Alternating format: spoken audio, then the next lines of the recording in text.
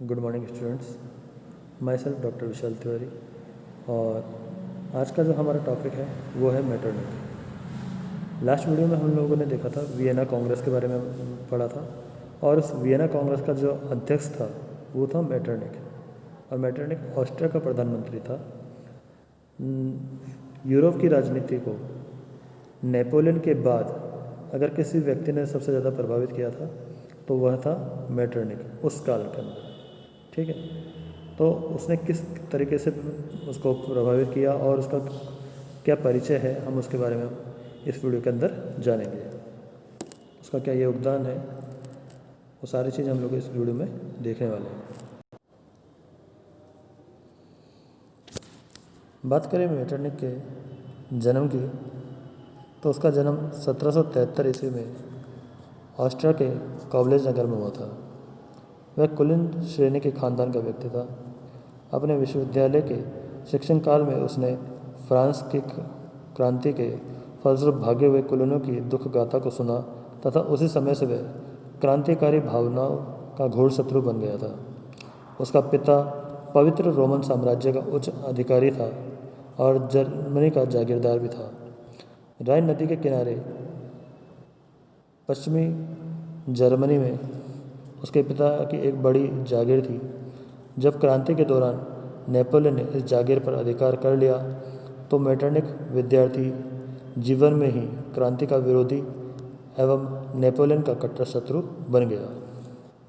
शिक्षा समाप्त करने के बाद 1795 में उसका विवाह ऑस्ट्रिया के चांसलर प्रिंस कॉलेट्स की पौत्री के साथ हुआ। इस विवाह से उसकी राजनीतिक और सामाजिक प्रतिष्ठा में काफ़ी वृद्धि हुई। सन 1801 से 1806 ईस्वी तक उसने विभिन्न देशों में राजदूत के पद पर कार्य किया और वह इन देशों के शासकों व राजनीतिकों के संपर्क में आया। वह सन 1809 में ऑस्ट्रिया का चांसलर यानी कि प्रधानमंत्री बन गया और 1848 ईस्वी तक उसी पद पर कार्य करता रहा। वह आगे भी ऑस्ट्रिया का प्रधानमंत्री बना रहता है यदि ऑस्ट्रिया में क्रांतिकारी भावनाओं का प्रसार न हुआ होता। 1848 ईस्वी में समाजवादियों, उदारवादियों और राष्ट्रवादियों ने वियना में मेटरनिक का राजमहल घेर लिया तो वह गुप्त रूप से इंग्लैंड भाग गया। कुछ काल बाद वह वापस वियना आया जहां 1859 ईस्वी में उसकी मृत्यु हो गई।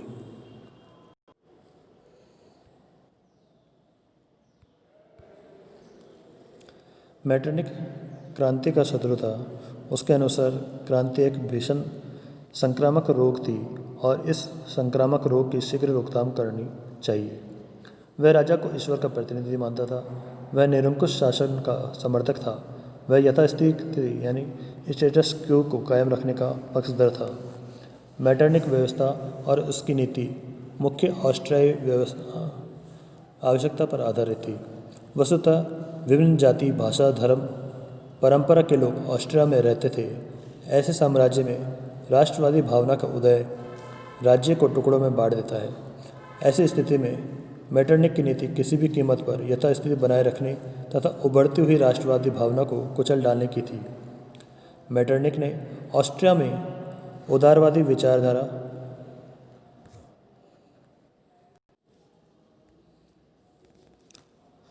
के प्रवेश मार्ग पर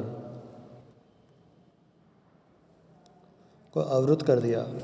इसके तहत उसने विचार स्वतंत्रता पर अंकुश लगाया। उदारवादी धारा वाली पुस्तकों को साम्राज्य में घुसने पर रोक लगाई। ऑस्ट्रिया वासियों को विदेश जाने से रोक दिया। विश्वविद्यालय के शिक्षकों और छात्रों पर जासूसों के द्वारा कड़ी नज़र रखी जाने लगी। इस तरीके से मेटरनिक ने ऑस्ट्रिया को राष्ट्रीयता और क्रांति की भावनाओं से अलग रखा। मेटरनिक इस बात को भली भांति समझता था कि उसका ऑस्ट्रिया तभी अक्षुण्ण रह सकता है जब यूरोप के अन्य क्षेत्रों में भी इस तरह की व्यवस्था लागू की जाए। इसी संदर्भ के में उसने जर्मनी में संघ का निर्माण कर उदारवादी आंदोलन को कुचलने का प्रयास किया। कालसवाद की घोषणा पर उसने राष्ट्रवादी संस्थानों पर प्रतिबंध लगाया, समाचार पत्रों पर नियंत्रण लगाया और उदारवाद के प्रचार पर रोक लगाई। जब जर्मनी में 1830 ईस्वी में इन प्रतिबंधों का विरोध हुआ तो मेटरनिख ने मित्र देशों की सहायता से उसे कुचल डाला। इसी प्रकार इटली में भी राष्ट्रवादी उदारवादी आंदोलन को दबाया गया। 1815 से 1828 तक मेटरनिख का सफलता का काल था ये। इस काल में प्रगतिशील विचारधारा अवरुद्ध रही और प्रतिक्रियावादी विचारधारा की विजय हुई। इसी संदर्भ में ये कहा गया है कि एक क्लांत और भीरू पीढ़ी के लिए मेटरनिख एक उपयुक्त व्यक्ति था।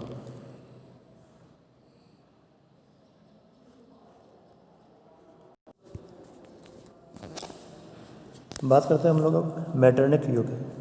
फ्रांस की क्रांति और नेपोलियन के युद्धों के पश्चात यूरोप के राजनीतिक पटल पर मेटरनिख का उदय एक नए युग का सूचक था, जिसे सामान्यतः मेटरनिख युग कहा जाता है।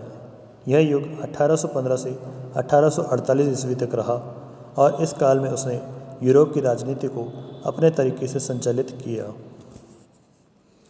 प्रतिक्रियावादी और प्रगतिशील विचारधाराओं में जबरदस्त संघर्ष इस युग की विशेषता थी। एक तरफ राष्ट्रवाद प्रजातंत्र की भावना तो दूसरी तरफ अनुदारतावाद और प्रतिक्रियावाद की भावना थी। मेटरनिख प्रतिक्रियावादी विचारधारा का समर्थक था और उसकी सारी नीति का सूत्र वाक्य था, शासन करो और कोई परिवर्तन ना होने दो।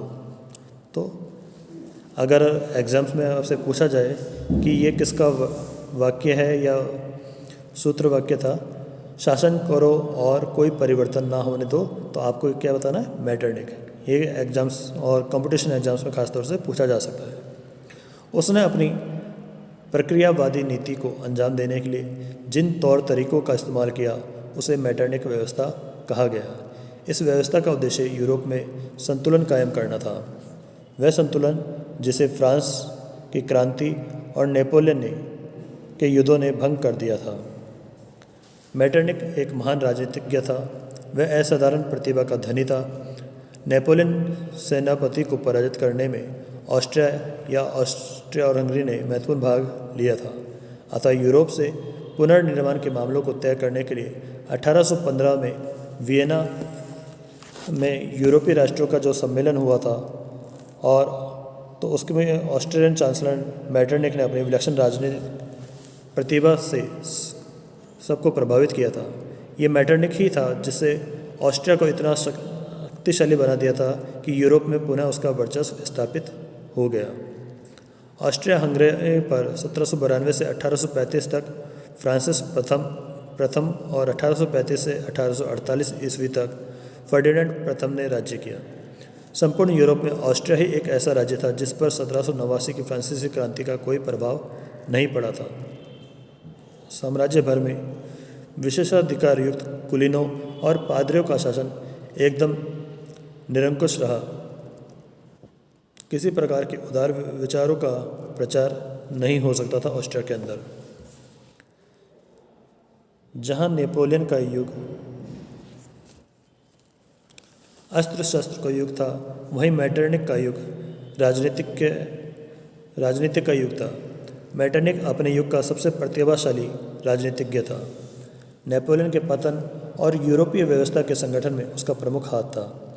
उस युग के सभी शासक मेटरनिख से प्रभावित थे। मध्य और पूर्वी यूरोप राष्ट्रीय एवं अंतर्राष्ट्रीय विधान मेटरनिख की नीति के अनुसार ही चलते थे।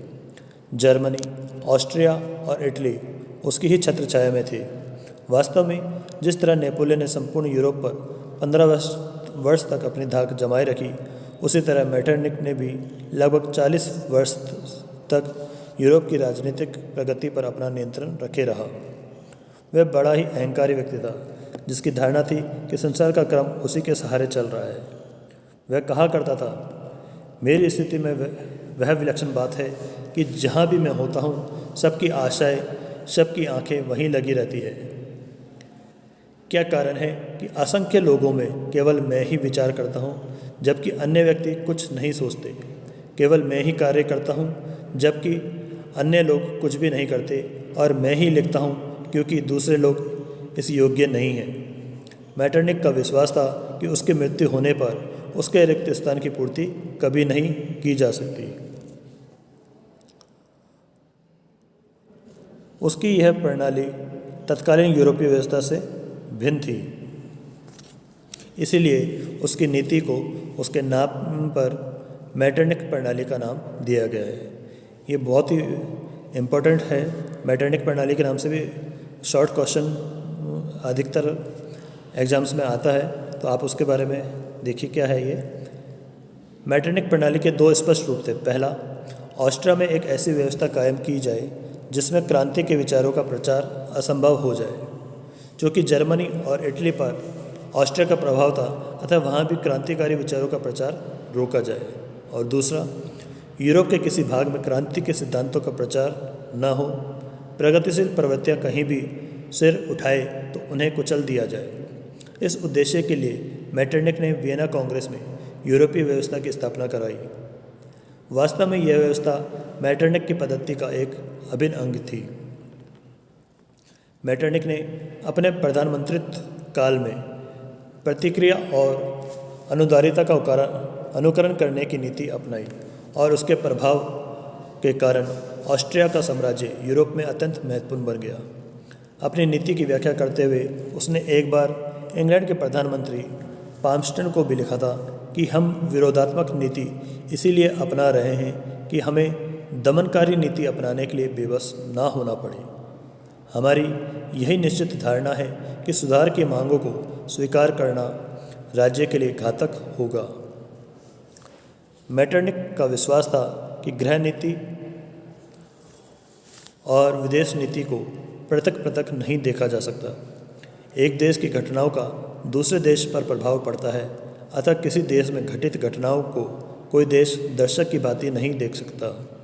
उसको दबाने के लिए राज्यों को सम्मिलित रूप से हस्तक्षेप करना चाहिए। सर्वप्रथम मैटरनिक ने अपनी व्यवस्था को अपने ही देश में लागू किया। 1815 से 1818 ईस्वी तक वह ऑस्ट्रिया का सर्वशक्तिशाली प्रधानमंत्री रहा। इस अवधि में ऑस्ट्रिया में दो सम्राट हुए। प्रथम फ्रांसिस 1835 ईस्वी तक और दूसरा फर्डिनेंड प्रथम 1835 से 1848 ईस्वी तक। दोनों सम्राटों को उसने एक ही नीति का पालन करने का परामर्श दिया और वह थी यथास्थिति बनाए रखने की। इसके अतिरिक्त उसने ऑस्ट्रिया हंगरी साम्राज्य में उदार विचारों का दमन और कठोर नियंत्रण की भी नीति अपनाई। मैटरनिक एक बहुत स्वार्थी राजनेता था। ऑस्ट्रिया में यह संभव था कि प्रतिक्रिया के शिकंजे को खूब मजबूत कर दिया जाए, लेकिन साम्राज्य के बाहर भी नवीन और उदार विचारों के प्रचार को रोकना अत्यंत आवश्यक था। साथ ही यूरोप में ऑस्ट्रिया नेतृत्व करे, यह भी मैटरनिक की अभिलाषा थी। अब हम बात करते हैं इतिहास में मैटरनिक का मूल्यांकन। मैटरनिक ने सबसे पहले बड़ा काम यह किया कि उसने एक लंबे अरसे तक यूरोप को शांति दी। तो मैटरनिक का सबसे बड़ा जो योगदान है वो क्या है कि उसने एक लंबे समय तक यूरोप को शांति प्रदान करी। नेपोलियन के युद्धों से लहूलुहान यूरोप को आराम और शांति की बड़ी ज़रूरत थी। मैटरनिक ने अपने कार्यकाल में इस बात की भरसक कोशिश की कि यूरोप में शांति बनी रहे। सन 1815 ईस्वी के बाद 40 वर्षों तक यूरोप में जो शांति कायम रही, उसका श्रेय सही अर्थों में मैटरनिक को ही दिया जा सकता है, चाहे ही ये शांति बहुत महंगी पड़ी हो।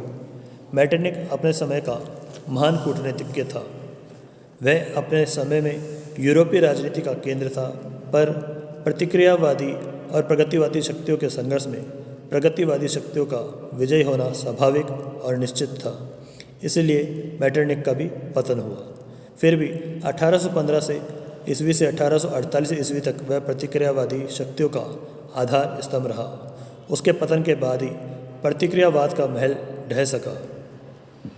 मैटरनिक ने एक बार विख्यात कवि हिसियड की तरह अपनी अवस्था पर दुख प्रकट करते हुए कहा था, मैं इस संसार में या तो बहुत जल्दी या बहुत देर से आया हूँ, क्योंकि जब मैं बूढ़ा होता जा रहा हूँ तो संसार का यौवन खिलता जा रहा है। यदि पहले से आया होता तो युग का आनंद लेता, और यदि देर से आया होता तो उसके निर्माण में सहायक होता। तो इस तरह से हम देख सकते हैं कि मेटरनिख एक काफ़ी प्रतिभाशाली व्यक्ति था और क्रांति से जुड़ने वाला व्यक्ति था, और अपनी कूटनीति और राजनीति की जो उसमें विलक्षणता थी उसकी वजह से उसने काफ़ी समय तक यूरोप को अपने इशारे पर नचाते रहा।